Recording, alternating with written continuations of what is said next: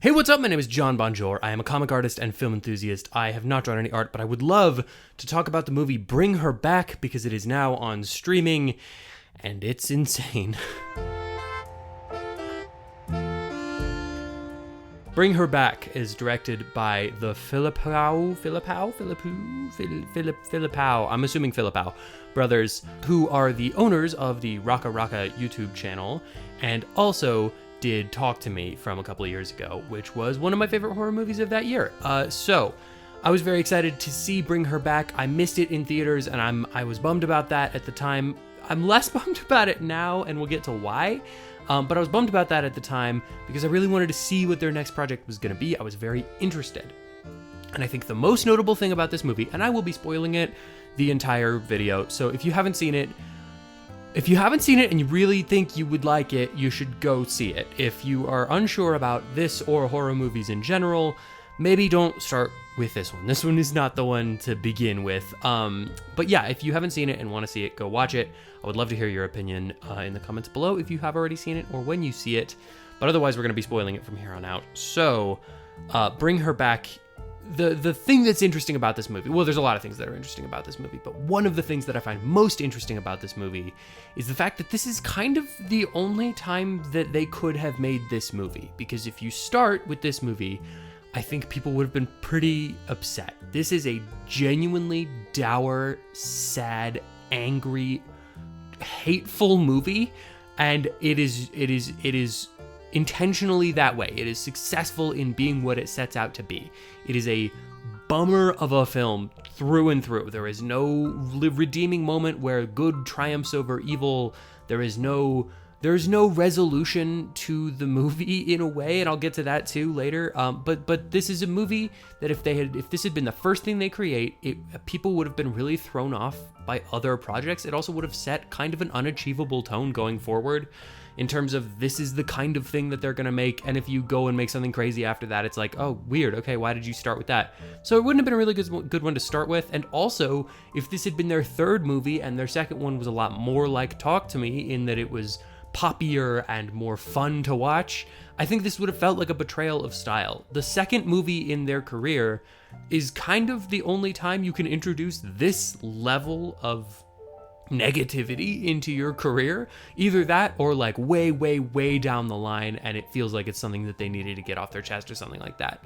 Not to say that you couldn't do it in any order, but this feels like the only order that people will accept it, and I am intrigued to see that people are accepting it. I'm a little surprised just given the way that this movie operates. It is about grief, and not in the sense that it's about triumphing over grief, not in the sense that it's about developing, learning from, growing through grief. It's just about what grief feels like. This movie feels like what grief feels like. It feels unfair, it feels random, it feels aggressive, it feels like the world is out to get you, and then it just ends. And it's like, it's crazy to me that this movie ends the way that it does, because the entire time going forward, and the idea of the movie, if you haven't seen it and want to know, or just a refresher if you haven't seen it in a bit, the concept of the movie is that these two these two youths lose their dad, their guardian, and they are put into a foster care system. They're given to a foster mom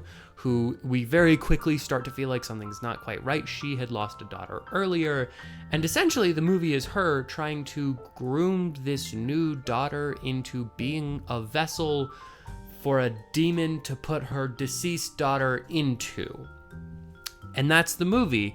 And it's a surprisingly simple movie. It holds off on that information for a very long time. And I think when it does reveal it, it reveals it really well in a really horrifying way. The mom is watching these tapes that are like explaining how to do this process called I Am Not a Cult or whatever. And it's crazy. It's like really upsetting, but in a way that like she's just watching it like it's a workout tape. And that's crazy. Like, that's just a really upsetting vibe. The whole first chunk of the movie, you're kind of torn between the one story of these two children, and then the other story of this seemingly random kid, Ollie, who is also under her care, who is really creepy and has all these really scary, like, upsetting moments where he's just kind of staring into the darkness or whatever. And it's interesting, the dynamic that the movie creates is really unsettling for a very long time because you're trying so hard to see the good in this situation, and then Ollie is just sort of there and ignored, and like it's weird how little she talks to Ollie or cares about Ollie, and it's this very strange moment. Obviously, we'll go on to learn Ollie is possessed by the demon, who is going to be the transfer from her dead daughter's body to this new daughter, her new living body. So again, that is the movie, and it's not particularly complicated in the sense that it is a scary idea that we eventually learn what the idea is, and then the idea tries to take place, and it's just, the movie is just whether or not it's going to be successful in that. And at every turn, my brain tried to take this movie into a satisfying ending at every single turn. It also tried to take it to be happier. They had an opportunity to have a little bit of levity, bring the vibe up a little bit with this side character who comes in kind of late in the game. That's where you would get a fun, goofy little character that, yeah, you know is gonna die, but it brings a little levity to the movie. And it just doesn't. She's also a social worker, and she is just nice. She's just nice, and she's trying to help people, and then she gets hit by a car, and it's like it's just insane how much of this movie could have been fun and happy, and how much of it just actively chooses not to. And at every turn in the third act of the movie, I was trying to figure out how, okay, well, yeah, the brother died, and he was like really important to this main character, but maybe he'll come back and save her right at the end, or maybe the ritual will go through and it'll be this kind of at least satisfying from a narrative perspective that the mom got what she wanted and now she has to live with herself for that, and that's kind of satisfying. Or maybe it won't go through and then the demon will attack the mom and she'll die and she'll get what she deserves for doing all these horrible things to all of these people. But none of that happens. The way that this movie ends is that the ritual doesn't happen. The mom decides to just accept death and hold her daughter, and the brother is still dead. So it's just, everybody is in a bad place. Everybody is in a bad way. It's sad and angry. The only slightly redeeming positive is that the main girl lives, and Ollie maybe sort of lives, but we have no idea what happens to the demon. So it's like, it's not a happy ending by pretty much any metric. And I had this moment where I was so upset at the movie for being what it is. And then I realized that I kind of love it. And that's been a really interesting journey. So I guess that's what this is about. It's not really a review necessarily, but it's just kind of a discussion on how amazing it is that this movie can feel the way that it feels and how it can present the things that it presents so wholeheartedly, relentlessly. It is legitimately impressive to me. I am blown away. I really, really loved Bring Her Back. It was scary and upsetting and emotional, and it made me care about all of these characters. It was a genuinely great idea. The way that the whole possession transfer thing works is really challenging. Everything in this movie is operating at 100%. Like, it is a legitimately masterful work of film. And I really didn't enjoy watching it at any point. And I think that there is something so impressive about that, so important about the way that that works, that I really just needed to talk about it. So I am blown away by what the Philippou brothers are able to create with this.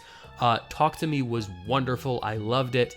I also absolutely loved this, even though I probably will never watch it literally ever again. So yeah, that's my thoughts. This probably won't be my favorite horror movie of the year. In fact, it definitely won't be my favorite horror movie of the year, but it might be the most successful horror movie of the year. It might be the most impressively, challengingly successful at what it sets out to do. So if you haven't seen it and are interested in it, I do highly recommend checking it out. Just know it is not going to be fun. It's not a fun movie to watch. It is not light. There is almost no levity to it. But man, is it impressive. And I will not stop thinking about it for a really long time. Thanks so much for watching this video and checking out this channel. If you'd like to hear more of my thoughts on movies, comics, TV shows, horror movies, anything of the like, hit the like button, hit the subscribe, and comment down below what you'd like me to review next. Or do none of that, because I am not your dad.